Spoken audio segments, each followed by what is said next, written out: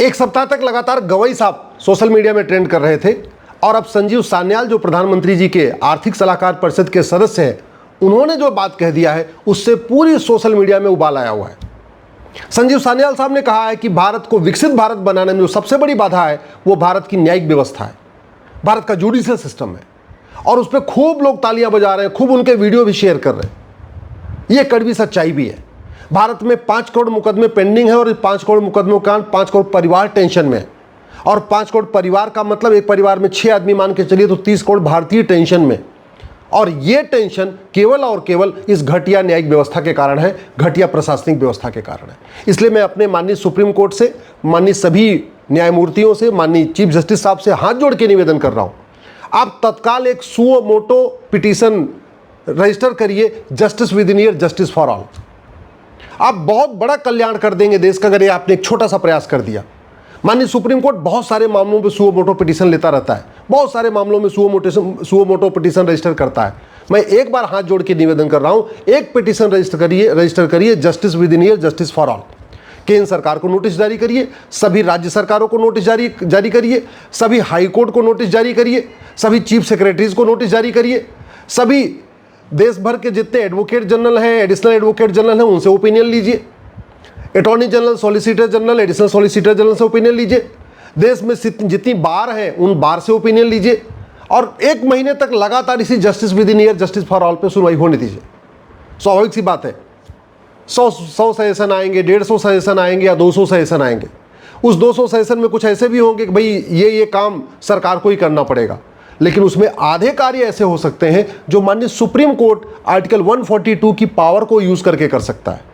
बहुत सारे मामलों में जब कोई कानून नहीं होता, जहां वैक्यूम होता, जहां गैप होता है, माननीय सुप्रीम कोर्ट अपनी आर्टिकल 142 की पावर को यूज करता है और वहां पे गाइडलाइन बनाता है। बहुत सारे मामलों में हो चुका है। इलेक्शन रिफॉर्म के दुनिया भर के जजमेंट है जहां माननीय सुप्रीम कोर्ट ने जहां पे अपना जजमेंट दिया है और जब तक कानून नहीं बना जजमेंट चलता रहा।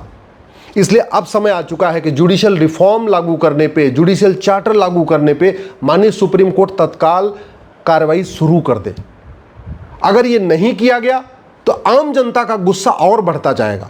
आम जनता का गुस्सा बहुत बढ़ चुका है। वो तो कंटेम्प्ट ऑफ कोर्ट का एक डर है। न्यायपालिका के सामने लोग धरना नहीं देते, कोर्ट के सामने लोग धरना नहीं देते, लेकिन सोशल मीडिया में बहुत सारे लोग लिखते रहते हैं कि हम तो सुप्रीम कोर्ट सामने धरना देंगे, हम तो हाई कोर्ट सामने धरना देंगे। वो स्थिति ना आ जाए उससे पहले ही अगर माननीय supreme court justice with in year, justice for all पे सुओ मोटो लेके कार्रवाई शुरू कर देगा, डे टू डे इस पे हियरिंग शुरू कर देगा, बीच बीच में ऑर्डर पास करता रहेगा, गाइडलाइन बनाता जाएगा, तो लोगों के अंदर एक ट्रस्ट पैदा होगा, विश्वास पैदा होगा। भारत की जीडीपी जो बहुत तेजी के साथ नहीं बढ़ रही, उसका बहुत बड़ा कारण है अपना ये जुडिशियल सिस्टम। एक बार केस चालू हो जाता है, उसके बाद पता चला जो प्रोजेक्ट 500 करोड़ में पूरा होना था वो 2000 करोड़ के बाद में पूरा होता है। जब तक जजमेंट आता है तब तक वो टेंडर जहां 500 करोड़ का टेंडर था वो टेंडर फिर 2000 करोड़ में निकालना पड़ता है। ऐसे ऐसे सिचुएशन है। मैं कई सारे ऐसे ब्रिज को जानता हूं, कई ऐसे सारे सड़कों को जानता हूं, कई सारे ऐसे हाईवेज को जानता हूं जो कोर्ट के चक्कर में रुके और बाद में पता चला जब दोबारा टेंडर हुआ तो 4 गुना 5 गुना उसमें पैसा लगाना पड़ा। माननीय सुप्रीम कोर्ट से मैं एक भी निवेदन करना चाहता हूं कि आप इस गुलामी की न्यायिक व्यवस्था को बदलिए, गुलामी की सोच को बदलिए, ये गुलामी की छुट्टी वाला सिस्टम बदलिए। क्या जरूरत है? अरे दिसंबर में 1 सप्ताह की छुट्टी कर दीजिए, गर्मी में 1 सप्ताह की छुट्टी ले लीजिए। ये इतना लंबा इतनी 1-1 महीने की छुट्टी क्या जरूरत है? ये तो जैसे स्कूल बंद होते हैं, कॉलेज बंद होते हैं, उस तरीके से बंद हो रहा है। आखिर बाकी सारे डिपार्टमेंट पूरे साल चलते हैं ना।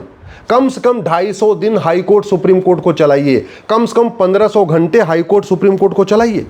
गुलामी की भाषा कोई इतनी ढोना कोई मजबूरी है क्या?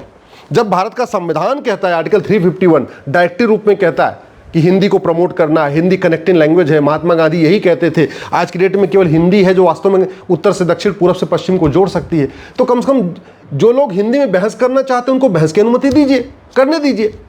और वैसे भी सुप्रीम कोर्ट के अगर 34 जज हिंदी नहीं सीख सकते और चाहते हैं कि पूरा भारत अंग्रेजी सीख ले, ये मुझे लगता है नाइंसाफ़ी हो रही है। ये अंग्रेजी सोच और अंग्रेजी की जो सुपीरियरिटी कॉम्प्लेक्स है इसको ठीक करने की ज़रूरत है। हिंदी बोलने वाले उतने बुद्धिमान होते हैं जितना अंग्रेजी बोलने वाले होते हैं। कई मामले में तो मैंने देखा है हिंदी बोलने वाले ज़्यादा बुद्धिमान होते हैं, बस उनको अंग्रेजी नहीं आती इसलिए उनको कम बुद्धिमान समझा जाता है। कम से कम इस सिस्टम को ठीक कर दीजिए, कम से कम बहस करने की अनुमति दीजिए। और अगर आपको नहीं आती हिंदी तो सीख लीजिए। आपके लिए हिंदी सीखना बहुत आसान है, आपको तो घर में लोग आके हिंदी सिखा देंगे, लेकिन पूरे भारत को अंग्रेजी सीखने के लिए मजबूर मत करिए। गुलामी का ड्रेस भी बदल दीजिए। ये काला लबादा, काला गाउन गर्मी के महीने में ऐसी की तैसी हो जाती है। सुप्रीम कोर्ट में तो अच्छा एसी चलता रहता है, कोई दिक्कत नहीं है, ना वकील को दिक्कत है ना जज को दिक्कत है। लेकिन हाई कोर्ट में भी चलो मामला चल जाता है, वहाँ पे एसी लगा हुआ है। डिस्ट्रिक्ट कोर्ट का बहुत बुरा हाल है। जो तहसील है वहाँ तो और बुरा हाल है, काला काला कोट गर्मी के महीने में, जून के महीने में। अच्छा उत्तर भारत में चलो ठीक है, कश्मीर में ठीक है, आपके हिमाचल में ठीक है, उत्तराखंड में ठीक है। कभी तमिलनाडु के बारे में सोचिए, कभी केरल के बारे में सोचिए, वहाँ पे गर्मी क्या कैसी उमस होती है। कभी आप इधर असम के बारे में, बिहार झारखंड के बारे में सोचिए, उड़ीसा के बारे में सोचिए जरा आप रायपुर छत्तीसगढ़ बिलासपुर को देख लीजिए, क्या जबरदस्त उमस होती है, आदमी पागल हो जाता है। वकील एकदम उसी में सने सने कपड़े। भाई कोर्ट को कितनी बार ड्राई क्लीन कराएगा, नॉर्मल वॉश तो होता नहीं, कोर्ट को ड्राई क्लीन कराना पड़ता है, या तो फिर हर एक वकील 10-10 कोर्ट रखे। मेरा आग्रह है इस गुलामी की जो गुलामी का जो ड्रेस है, जो गुलामी की लबादा है, इस लबादे के ऊपर चिंतन करिए। धर्म और रिलीजन का अंतर को समझिए। भारत का बहुत बेड़ा गर्क किया है माननीय जजों की इस गलतफहमी ने कि धर्म और रिलीजन एक समान होता है। धर्म और रिलीजन में ज़मीन आसमान का अंतर है। धर्म जोड़ता है, रिलीजन तोड़ता है, इसको समझिए। मेरी एक PIL चल रही है, वो अगर गूगल कर सकते हैं तो गूगल कर लीजिए। धर्म और रिलीजन के बीच में डिफरेंस बहुत बड़ा अंतर है, 20 अंतर मैंने अपनी PIL में बताया है। तो धर्म और रिलीजन को एक मत समझिए। जैसे सारे पेड़ एक समान नहीं होते, सारी नदियाँ एक समान नहीं होती, सारे पशु एक समान नहीं होते, सारे पक्षी एक समान नहीं होते, वैसे सारे रिलीजन भी एक समान नहीं होते, सारे मज़हब भी एक समान नहीं होते। क्योंकि रिलीजन मज़हब इंसानों के द्वारा शुरू किया गया, और जो इंसानों के द्वारा शुरू की गई चीज़ है वो कभी एक समान हो ही नहीं सकती है। तो ये गलतफहमी मत रखिए कि सारे रिलीजन एक समान होते हैं, सारे मज़हब एक समान होते हैं। सबसे बड़ी बात, माननीय प्रधानमंत्री जी बार बार लाल किले से कह रहे हैं गुलामी का नाम हटाओ, गुलामी का निशान हटाओ, गुलामी की कुरीतियाँ खत्म करो, गुलामी की कुप्रथाएँ खत्म करो। और जब वो लाल किले से कहते हैं 15 अगस्त के दिन, तो उस समय माननीय माननीय सुप्रीम कोर्ट के जज वहाँ रहते हैं। मुझे लगता है शायद वो मैसेज को समझ नहीं पा रहे। सरकार तो समझ गई आम जनता क्या चाहती है। माननीय प्रधानमंत्री इसको बार बार बोल भी रहे हैं, स्व को बढ़ाइए, स्वदेशी स्वदेशी, हर क्षेत्र में स्वदेशी। माननीय प्रधानमंत्री जी ने तो बाकायदा पिछली बार भी कहा था, पिछले वाले 15 अगस्त में भी कहा था कि गुलामी की एक निशान नहीं होना चाहिए। शायद हमारे माननीय सुप्रीम कोर्ट के जज इस बात को समझ नहीं पा रहे हैं कि जनता क्या चाहती है। सरकार समझ गई जनता क्या चाहती है, लेकिन माननीय सुप्रीम कोर्ट के जज अभी तक समझ नहीं पाए जनता चाहती क्या है। तो कम से कम ये स्वदेशी सिस्टम को अब आगे बढ़ाइए। हमारे देश में जुडिशल सिस्टम जो था वो जस्टिस विद इन आवर था, 1 घंटे के अंदर फैसला होता था। जस्टिस विद इन डे था, 1 दिन के अंदर फैसला होता था। जस्टिस विद इन वीक था, 1 सप्ताह के अंदर फैसला होता था। जस्टिस विद इन मंथ बहुत रेयर केस होते थे जो महीने भर चलते थे। महीने भर ज़्यादा कोई केस चला ही नहीं, न छत्रपति शिवाजी महाराज के समय, न राजा विक्रमादित्य के समय, न रानी अहिल्याबाई होलकर के समय कोई भी केस 1 महीने से ज़्यादा नहीं चला। क्यों नहीं चला? क्योंकि उस समय झूठ बहुत गंभीर अपराध था, और आज की डेट में झूठ बोलने को फ्रीडम ऑफ स्पीच बना रखा है। आर्टिकल 19 के अंतर्गत इसको फ्रीडम ऑफ स्पीच दिया है। तो ये कम से कम गलत व्याख्या जो संविधान की हो रही है, माननीय सुप्रीम कोर्ट को इसको ठीक करना पड़ेगा। भारत का संविधान सच बोलने का अधिकार देता है, झूठ बोलने का अधिकार नहीं। भारत का संविधान फ्रीडम ऑफ स्पीच देता है, फ्रीडम ऑफ हेट स्पीच नहीं। आर्टिकल 25 फ्रीडम ऑफ रिलीजन देता है, फ्रीडम ऑफ कन्वर्जन नहीं। ऐसे जो बहुत सारे विषय हैं, शायद इस पर कहीं ना कहीं गलतफहमी है। मानवाधिकार मानव का होता है, दानव का नहीं। अब आप ये चाह रहे हैं कि नहीं, जो प्रक्रिया अपनाई जाएगी सामान्य व्यक्ति के साथ वही प्रक्रिया अपनाएंगे अलगाववादियों के साथ, आतंकवादियों के साथ, माओवादियों के साथ, नक्सलियों के साथ, फिर तो देश का कल्याण नहीं हो सकता। और एक बात और मैं कहना चाहूँगा, इस देश में संविधान का उपयोग करके संविधान को ख़त्म करने की बहुत बड़ी साजिश चल रही है। शायद हमारे माननीय सुप्रीम कोर्ट के जज इस बात से अनभिज्ञ है कि संविधान का उपयोग करके संविधान को ख़त्म करने की साजिश चल रही है। लोकतंत्र का उपयोग करके लोकतंत्र को खत्म करने की साजिश चल रही है। सेकुलरिज्म का उपयोग करके इस भारत में हिंदू धर्म को, सनातन धर्म को खत्म करने की साजिश चल रही है। सेकुलरिज्म का उपयोग करके फ्रीडम ऑफ स्पीच के नाम पे भारत में फ्रीडम ऑफ हेट स्पीच हो रहा है। भारत में फ्रीडम ऑफ रिलीजन के नाम पे फ्रीडम ऑफ कन्वर्जन चल रहा है। माइनॉरिटी जो शब्द आया था, उस माइनॉरिटी के नाम पे यहाँ अपीजमेंट चल रहा है। अगर इसको माननीय सुप्रीम कोर्ट नहीं रोकेगा, फिर कौन रोकेगा? सरकार कुछ कानून बनाएगी, यहाँ आएगी, फिर व्याख्या गलत हो जाएगी। तो सबसे पहले माननीय सुप्रीम कोर्ट को समझना पड़ेगा ये भारत का संविधान कब तक है। अगर आपको लगता है कि नहीं सब जो कुछ भारत में अच्छा चल रहा है संविधान के कारण चल रहा है, तो शायद आप गलतफहमी में हैं। जो कुछ अच्छा चल रहा है उसके दूसरे कारण है, क्योंकि पाकिस्तान में संविधान काम नहीं करता, बांग्लादेश में संविधान नहीं काम करता, अफगानिस्तान में संविधान काम नहीं करता, भारत के 9 राज्यों में जहां हिंदू खत्म हो गए वहां भी संविधान काम नहीं करता, भारत के 800 जिलों में से 200 जिलों में जहां हिंदू खत्म हो गए वहां भी संविधान काम नहीं करता, भारत के 6000 तहसीलों में से 1500 तहसीलों में जहां हिंदू खत्म हो गए वहां भी संविधान काम नहीं करता। और एक बात और मैं कहना चाहूँगा, भारत की 50% समस्याएं ठीक हो जाएंगी अगर justice with in year, justice for all हो जाए।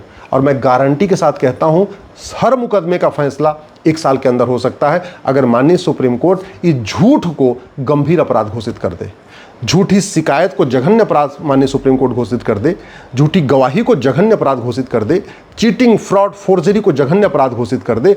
और जो यहाँ पे जजेस को पावर मिली है कि कंसेक्टिव सेंटेंस देना है कि कॉन्करेंट सेंटेंस देना है, मुकदमों की जो सज़ा होगी वो एक धारा के बाद दूसरी धारा चलेगी, सारी धाराओं की सज़ा एक साथ चलेगी। अमेरिका में कंसेक्टिव सेंटेंस है, अलग अलग धाराओं में अलग सज़ा एक अलग अलग चलती है, इसलिए वहाँ 100 साल की सज़ा होती है, 200 साल की होती है, 500 साल की होती है, 1000 साल की सज़ा होती है। वो सिस्टम भारत में भी अपनाना पड़ेगा। माननीय सुप्रीम कोर्ट के जजों को समझना पड़ेगा, भगवान श्री राम ने कहा था सठे भय बिन होए न प्रीत, भगवान कृष्ण ने कहा था सठे साठ्यम समाचरित। माननीय सुप्रीम कोर्ट को समझना पड़ेगा सिंगापुर में सतयुग आज भी चल रहा है, भारत में कलयुग चल रहा है, क्योंकि हमारी न्यायिक व्यवस्था सड़ चुकी है। माननीय सुप्रीम कोर्ट को समझना पड़ेगा आज भी जापान में राम राज्य है, आज भी जापान विकसित देश है, सुप्रीम और भारत बदहाल है, फटेहाल है, अराजकता है, भ्रष्टाचार है, दुनिया भर की और समस्याएं चल रही हैं। क्यों? क्योंकि हम जस्टिस विद इन ईयर कर नहीं पा रहे हैं, हम फास्ट जस्टिस कर नहीं पा रहे हैं। अगर आज डेट में भारत में घूसखोरी है, कमीशनखोरी है, सूदखोरी है, मुफ्तखोरी है, मिलावटखोरी है, कालाबाजारी है, मुनाफाखोरी है, तो इसके लिए सुप्रीम कोर्ट भी जिम्मेदार है। आज की डेट में अगर भारत में गौ तस्करी है, नशा तस्करी है, सोना तस्करी है, मानव तस्करी है, हथियार तस्करी है, इसके लिए भी सुप्रीम कोर्ट जिम्मेदार है। आज भारत में गद्दारी है, जासूसी है, झपटमारी है, जाति का जहर घोला जा रहा है, भाषा का जहर घोला जा रहा है, क्षेत्र का जहर घोला जा रहा है, तो कहीं न कहीं इस संविधान की ठीक से इंटरप्रिटेशन करने में माननीय सुप्रीम कोर्ट फेल हुआ है। अगर आज भारत में माओवाद है, नक्सलवाद है, जिहाद है, मजहबी उन्माद है, अलगाववाद है, कट्टरवाद है, उसके लिए काफ़ी हद तक माननीय सुप्रीम कोर्ट जिम्मेदार है। अगर आज भारत में लब जिहाद चल रहा है, लैंड जिहाद चल रहा है, घुसपैठिए आ रहे हैं, धर्मांतरण हो रहा है, ज़मीनों पे कब्जा हो रहा है, हाईवे किनारे, सड़क किनारे, जंगल पे, हर जगह जो कब्जा होता जा रहा है, उसके लिए भी बहुत हद तक माननीय सुप्रीम कोर्ट जिम्मेदार है। अगर आज यहाँ झूठ फरेब है, घटतौली है, नक्काली है, डकैती है, चीटिंग है, फ्रॉड है, फोर्जरी है, हवालाबाजी है, कबूतरबाजी है, पत्थरबाजी है, साइबर फ्रॉड हो रहा है, उसके लिए बहुत हद तक माननीय सुप्रीम कोर्ट जिम्मेदार है। माननीय सुप्रीम कोर्ट किस लिए कह रहा हूँ, न्यायपालिका जिम्मेदार है। और उस पूरी न्यायपालिका को बदलना, जुडिशियल सिस्टम को बदलना, जुडिशियल चार्टर लागू करना, ये माननीय सुप्रीम कोर्ट का काम है। सुप्रीम कोर्ट अपनी शक्तियों का ठीक से उपयोग करे, भारत की बहुत सारी समस्याएं ठीक हो जाएंगी। भारत में सतयुग आ सकता है अगर सुप्रीम कोर्ट ठीक से अपना काम करे। अगर सुप्रीम कोर्ट अपनी शक्तियों का ठीक से उपयोग करे तो भारत में कलयुग खत्म हो जाएगा, सतयुग आ जाएगा। सुप्रीम कोर्ट अपनी शक्तियों का ठीक से उपयोग करे, भारत में सिंगापुर जैसी स्थिति बन जाएगी, जापान जैसी स्थिति बन जाएगी, अलगाववाद, कट्टरवाद, मजहबी उन्माद खत्म हो जाएगा, भ्रष्टाचार अपराध खत्म हो जाएगा। लेकिन उसके लिए माननीय सुप्रीम कोर्ट को justice with in year, justice for all लागू करना पड़ेगा।